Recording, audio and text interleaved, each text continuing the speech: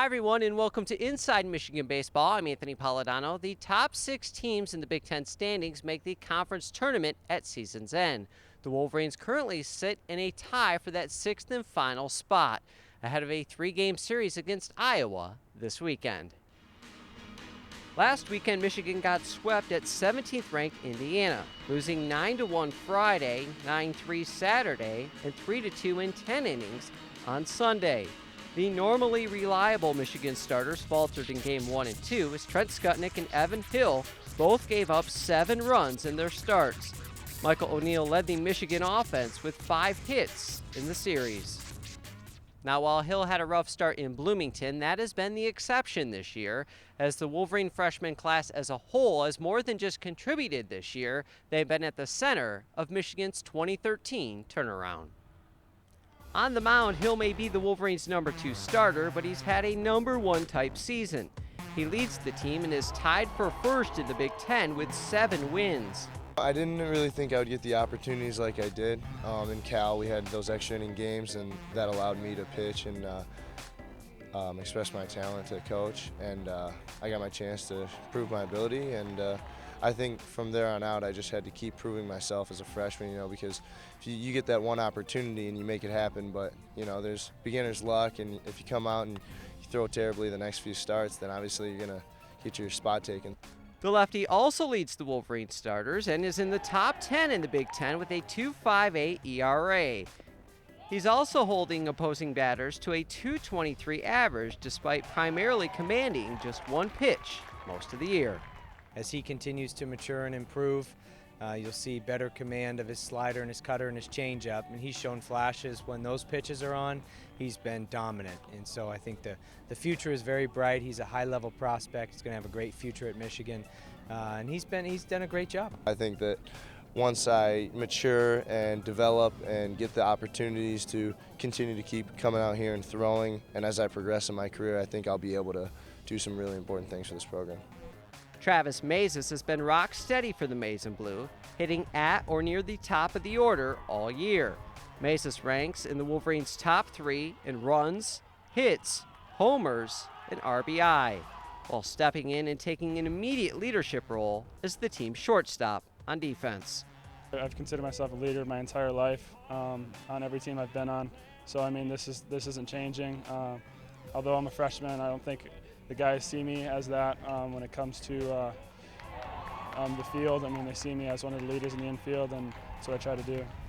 Well, he's got great leadership skills, and he's a tough kid, and he's vocal out there. And for us to have Travis kind of anchor the middle of our defense and bring that element of toughness, bring that element of being a vocal leader out on the field, that was just important. And he makes all the routine plays, and he's a baseball player. The Ann Arbor native is happy to have a role in the turnaround of his hometown team.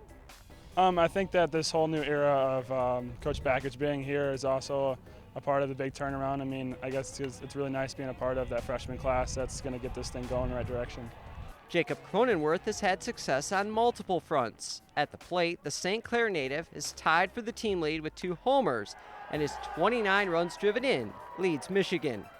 Croney's been extremely consistent offensively all year. He's a guy that has just made a tremendous commitment to his strength and conditioning, and he came in the summer when he was here for summer school, and he's 165 pounds, 160 pounds, and he's put on close to 20 pounds just in less than a year, and it shows offensively because we weren't sure what he was going to be in the fall, and as he's continued to mature physically, his performance has continued to take off. So, he's got a couple of home runs. He's shown the potential to hit the ball over some people's heads, and he's put the barrel on the ball and had consistent quality at-bats all year, and that's tough to do when you're a freshman, let alone any hitter in college baseball. I think the game definitely speeds up on me, but with our training in the fall with Brian Kamen and stuff like that, I think he's really helped me kind of slow the game down, so when I'm at second or third, and then I have to go pitch, I can just slow it down and be like, all right, this is what I got to do right now. Cronenworth's makeup has also led to him playing one of the most important roles on the pitching staff. The hard thrower has carved out his place as the team's closer, with 6 saves and a minuscule 2.01 ERA. He's walked only 5 while striking out 23, in 22 1/3 innings this year.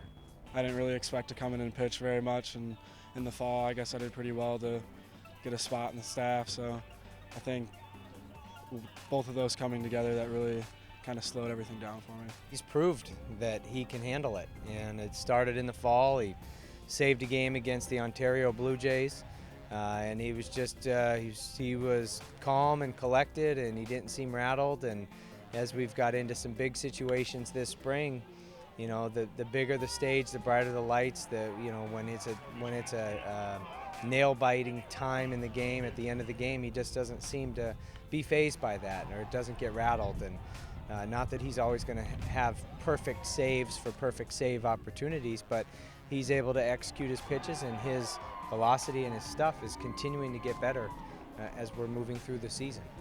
The three, along with first baseman Jack Sexton, give the Wolverines 4 freshman starters. And U of M hopes Michigan's youth will continue to play a key role in the program's turnaround. I don't think as a coach you ever count on freshmen. You know, you hope freshmen can do good things, but you never count on it just because it's so overwhelming. You know, we're already have played more games already than they play in high school, and you know, the grind of the academics with the athletics and just with a year's worth of training, and you know, it takes its toll. So I don't think you can ever count on it, but we've been very pleasantly surprised and very pleased with what these guys have done from an execution and performance standpoint. So they're not freshmen anymore, they're sophomores. School just finished, and so you know, all the experience that they've gotten this year is going to pay off as this weather keeps increasing in temperature, and we hit a homestand here that's much needed for us and our success.